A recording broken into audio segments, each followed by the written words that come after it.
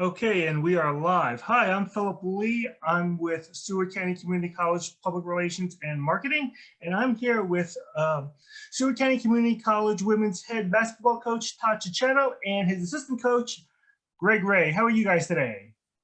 Doing great. Doing great. Thanks, Phil. Good. Hey, I appreciate you guys taking a little bit of time to sort of get to know to let our viewers know a little bit about you. You guys are new coaches here, and wanted to see how you guys were doing. And so, how are you guys acclimating to Liberal so far? It's been good and weird at the same time. I mean, the people are great. The weather's a little kooky, but other than that, we're doing all right. Yeah, it's great. You know, like you said, the people are the biggest thing why we're here, and they've been great to us. So I think basketball-wise, we're acclimating well. So I think it's gonna be good. Okay, so Todd, you're from. Tell us a little about yourself. You're from North Iowa Area Community College, and you've had quite a bit of success there. So tell us a little about your background a little bit. Well, I'm originally from northern Minnesota, Chisholm, Minnesota, and it was a basketball powerhouse, small school powerhouse. My dad was the girls coach there for 35 years, and then I actually went to play at Wisconsin River Falls, started coaching high school basketball. I was out in Scottsdale, Arizona as a men's assistant for a year. And then the last 9 years I've been at North Iowa Area Community College, where we've built a pretty successful program. So I loved Niagara. It's a great place, and Seward County is just too good of an opportunity for me professionally to pass up.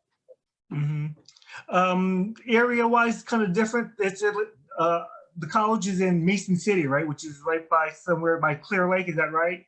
Right. It's basically Mason City is 2 hours between Des Moines, Iowa, and Minneapolis, Minnesota. So it's a rural area. So same kind of rural, which I like. It's one of the reasons that drew me here. I like the rural area where the program actually matters to the community. So that's the big pulls for me. Very, very similar size as Mason City. So a lot of things are very similar. Yeah, and I think that you had just hit that on the head, and I think you'll find that quite a bit is that the community really cares about its women's basketball. You know, there is something that they're really, really proud of, and that's great to see that you can sort of relate to that quite a bit. Right, like I said, it's a great tradition here, obviously, for the last I don't know how many years, 20 some years, and it's one of the best reputations in the country. We had great crowds up there. We're gonna have incredible crowds here when we're able to have them. So it's a good opportunity, and I just hope we get to play soon. Okay, Greg. Now you're from Chicago State, correct? Yes. Okay, so talk us a little bit about that and why you decided to come out here. Well, yeah, the past 2 years I was at Chicago State University as the assistant coach and recruiting coordinator. Unfortunately, our head coach resigned during the COVID and took another job, and the athletic director that came in decided not to keep the staff. Fortunately, Todd and I, our paths crossed through some mutual friends, and we were able to join forces and come down to Seward County, which is it's like Todd said, it's the same kind of community and feel that I had at my previous stop, Central Methodist University, where we had the opportunity to help rebuild a program there and help it achieve some success. I like the small community feel. I like the small school feel. And I just think that anytime you can come to a place where college athletics is a focal point of the community and the people get behind that, it's an opportunity that you have to embrace and run with. And so coming to Seward was just, it was a natural progression for me. Okay, it's also kind of a big difference. I mean, from Chicago State coming into a big town to coming to a smaller town, right? Yeah, my wife looked at me and said, "What the heck are we doing?" We enjoyed Chicago, the culture, the music, the food, all the stuff that you can take part in. But you know, when you're a coach, the kids and the program and the school becomes your life, and so that's what I like about it. I like being able to get out and do some of the other things, but I retired from the Army to come coach, and so that's what I really wanted to focus on. Okay, great. Okay, so let's talk a little bit about basketball now. Okay, Coach. What can the community expect this year? I understand that you've brought quite a bit of your team with you from Iowa to Seward. What can they expect? And the fact is that you guys went under 32-1 last year, correct? Correct. Yep. And I brought 5 of my returners from last year with me, and then three freshmen I had signed with me. They also came down with me, so a total of 8. We're very athletic. The kids work very hard. They're talented. We got the 3 Mozambique freshmen in now, and they're doing a great job. We have a 6'4" girl from Egypt coming in semester. We have 2 holdovers, Gina Ballesteros and Victoria. She's doing a great. Both doing a great job. They're fitting in well and enjoying a new system. And then I just think it's obviously they've had success here. We're going to play a different style. We're going to play faster than they've ever seen. We're going to press full court the whole game. We're going to shoot a lot of threes. We're going to get to the rim. We should lead the country in threes. We should lead the country in free throws. So it's a fun style. It's high energy. And, I think Coach Sauter talked to our girls the other day, and he said very well. They love having these kids here. They're great kids. They're just humble kids who want to work together and want to do things the right way. And I think once we get on the court, people are going to see that. We're going to see a lot of triple digits shootouts going forward. Yeah, honestly, we want to average over 100. We better average over 90.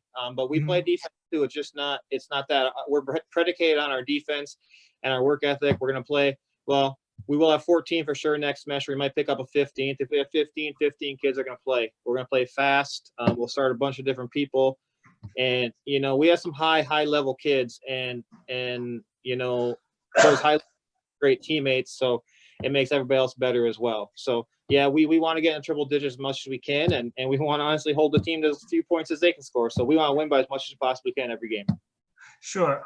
One of the things that I imagine is conditioning. They've got to, if you're going to play that kind of style, boy, I imagine that they've got to be the best conditioned players at over there. And, it's going to be a war of attrition that you need to have to outlast that team. At the same time, too, do you plan to play a really deep bench and, send in waves of players at times? Yeah, we do have to be in good shape, and we do most of our conditioning with the basketball drills up and down, playing 5-on-5 structured stuff. But right now we're practicing with 10 players because we're holding a couple out to protect them from injury. So that's the hard part. Once they're all playing together, it's not that hard because you're not going to play 35 minutes a game. You're going to play 20, 22. Some of the players playing the best might play 25. But that the games become easy for us, and we're constantly telling them, we're playing 15 against 7 or 8 players. So, I mean that's where we become it becomes our advantage. So right now it's tough, and them not doing much for 6 months, we're kind of easing them into getting in shape so we don't hurt anybody. And they do a good job. They want to practice, and it's a good group. They don't want to sit out practice. So we've actually had to hold some people out to protect them from themselves. But we're going to be in shape. We're going to play fast. We're going to get up and down and go. Greg, what do you think that you can add to this? Well, prior to coming here at Central Methodist, we were one of the highest scoring NAIA teams. And so that style averaging 80+ points a game, Todd's style of averaging 91 points a game, it's a good mesh. I'm a defensive minded guy. I like focusing on the little things. I like making sure that we're communicating and everybody's moving at the same time in unison so that we can use our defense to create easy offense for us. And so I'm just going to, accent what Todd already has implemented. His style is great. It's a very unselfish style. Everybody loves it. They're able to do some of the things that they do best. Shooters can shoot, ball handlers can attack, and everybody just gets a good feel of the game. And we're teaching them to play the game. It's not like one of these things where we're going to bring them in and we're going to teach them 15 to 20 different sets. No, we're teaching them how to understand timing, spacing, read each other, read the defense, and actually use that to their advantage to be successful. Yeah, I think that's one thing that I've really noticed right off the bat coming in and watching some of your practices that you actually really take the time to actually talk to the kids, teaching them exactly what to do. And, both of you, just so it seems that there's these kids need to learn and you're the one to teach them. Like I said, I'm going to say it again. We have great kids. They want to be here and play. They want to play our style. And with girls, when they trust you, I mean, they're going to ask a ton of questions. They want to do it right. We're trying to get rid of that and let them react and play. And what's coming, like we've had the best probably 2 days of practice last 2 days.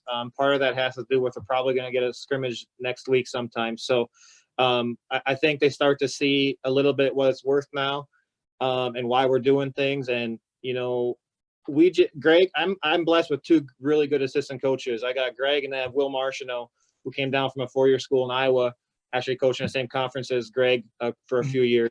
But, you know, I want them to do stuff. I don't want to dominate practice. And I think all three of us want the girls to dominate practice. And I think we're starting to get to that point where when it's there and we just have to basically correct a couple things and cheer for you, that's when we're going to be really, really good.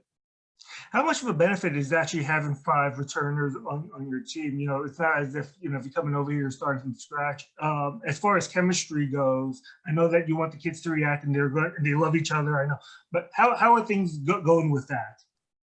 Great. And you know what? I think I brought those 5 with me. I brought the 3 I recruited to Nyack with me. And, you know, we had Wick and Gina. And I think that is the biggest telltale of how we do things and why we do things.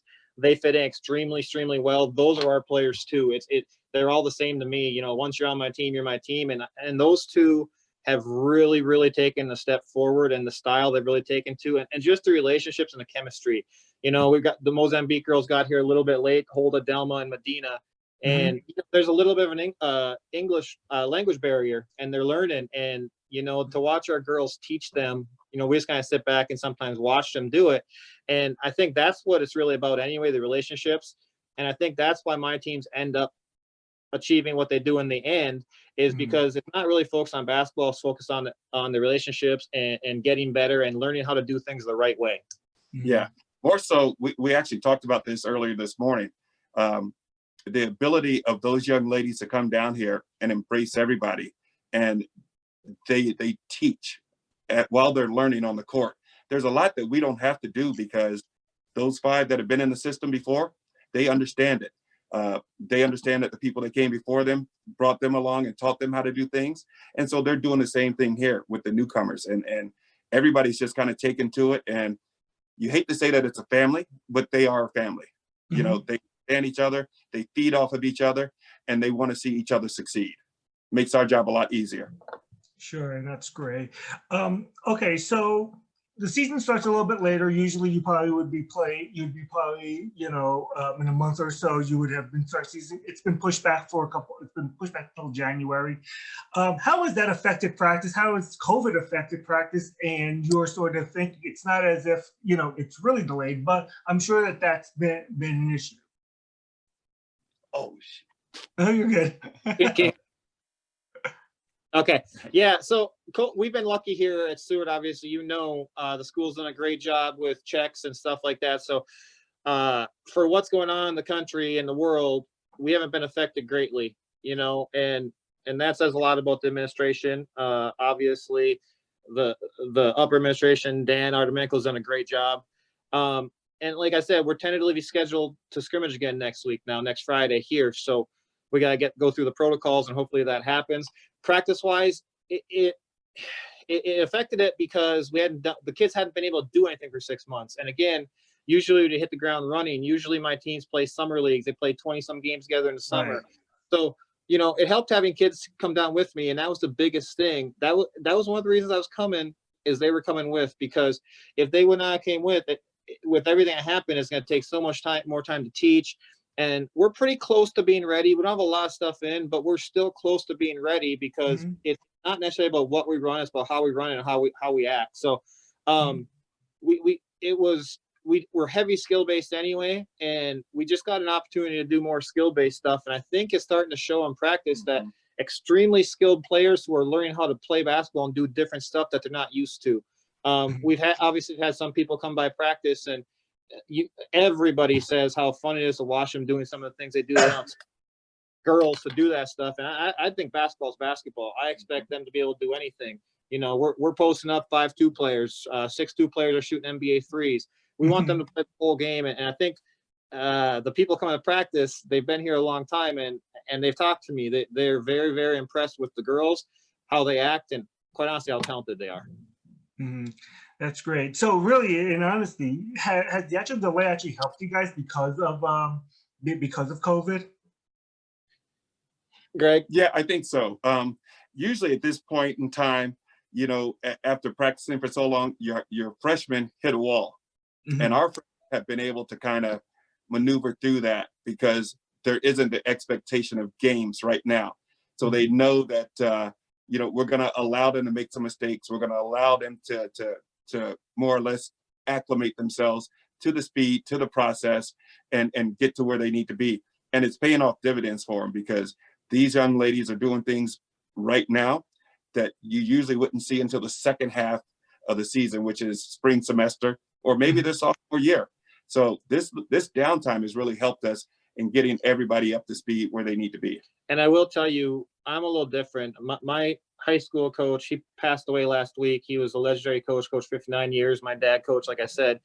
They always said basketball is entertainment. So I kind of like the flash. We like the behind the back pass. We like the step back. So we like all that stuff. And that hasn't necessarily been present in a lot of women's games. And I think that's one of the reasons we get such a big crowd. And that's where it's helped us. They're able to try some things. We allow them to make mistakes, as long as they're not effort mistakes or focus mistakes. If it's not those, we're going to be just fine. And they really, really are coming along nicely. Great. What do you expect out of the Jayhawk this year, especially with competition, compared to where you guys used to be, and how do you sort of think you guys will fare against them? We're just fine. We've always wanted to play a Jayhawk. We couldn't get any games with the Jayhawk. So my style's different. They don't play this fast. They're well-coached teams. It's not going to be easy. Don't get me wrong, but we're confident in what we have. I know some people thought we were too small at first. Have to come to practice. They realize we're not too small. Our small people are super athletic. They're competitors. They grind. So again, the style's tough to prepare for. When I was up there, we would play anybody in the country that would play us. We played Trinity Valley, who's #1 in the country for a long, long time. And they wouldn't play us after that year they played us. So it's a style thing. Our kids play extremely hard, and it's really hard to prepare for that style when you're playing 15 kids who all can contribute. So Jayhawk's a great league, one of the best leagues in the country. That's why I'm here. We want every game to be tough. So, and they're going to be. Yeah, I think we both have an appreciation for the Jayhawk, and I've said it over and over that the Jayhawk is probably the toughest Division I JUCO league out there. And I've recruited it for years and years, and I'm just excited to come in and compete with the Butlers and the Hutch and some of the other out here. I think it's going to be a great season, and we're gonna hold our own, and some people are going to be surprised by the things that we do. That's absolutely great. Well, guys, do you guys have anything else? Curious about the scrimmage. Is it going to be an inter-squad scrimmage? You're actually playing another team? What's going on with that? Tentatively, we have to go through the protocols. The new administration, they kind of reverse field, and now with what we've been doing, our teams are able to scrimmage if we go through the protocols, meet protocols each day. So tentatively, we're scheduled to scrimmage next Friday here against Tabor University. It's an NAIA. They've already started the season. They have game Saturday, so it'll be nice to have somebody that's actually organized and ready to go. So we want to put a lot of stuff on film. We want to work on stuff against other people. Sure. We have to go through our protocols. It's going to be a closed scrimmage, no fans, but we probably stream it. We probably will stream it. So if we get to the point we're able to go, that'll be a really big opportunity for our kids to get their feet wet and actually see where we're at, good and bad. We're going to do some bad things, we're going to do some good things. So we just want to play somebody else, play together.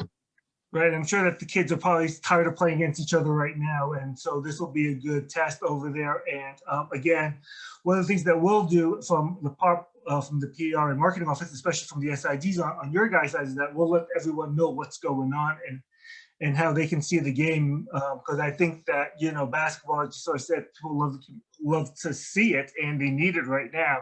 You guys actually provide great entertainment and great diversion to everything that's going on. And I think it's, athletics is important, and I don't think that that this is a welcome announcement that you guys are going to be playing out over there. So I think that's really cool, especially the fact is that you guys will be following the safeties and protocols. And that's the most important thing, to make sure everyone's safe. Yeah, if it's not safe, we're not going to do it. I mean, it could come to Friday morning and something happens and we wouldn't do it. We're going to be safe, but this is kind of a test run for us too. Stuff's going to happen in January. If we can play in January with protocols, we can play now. So we're going to see how that works, and hopefully we get to do it. But again, it's only going to happen if it's safe. Right, absolutely. And that will be tentatively the 30th, right? Correct. Okay, great. And Tentatively, it'll be at 3 o'clock. Okay, awesome. All right, guys, do you have anything else that you want to add? Nope. Nope. Thanks, Phil. All right, thanks. I really appreciate you taking the time. And again, welcome to Liberal. Thank you. Thank you. All right, we'll see you. Thanks. Bye. All right.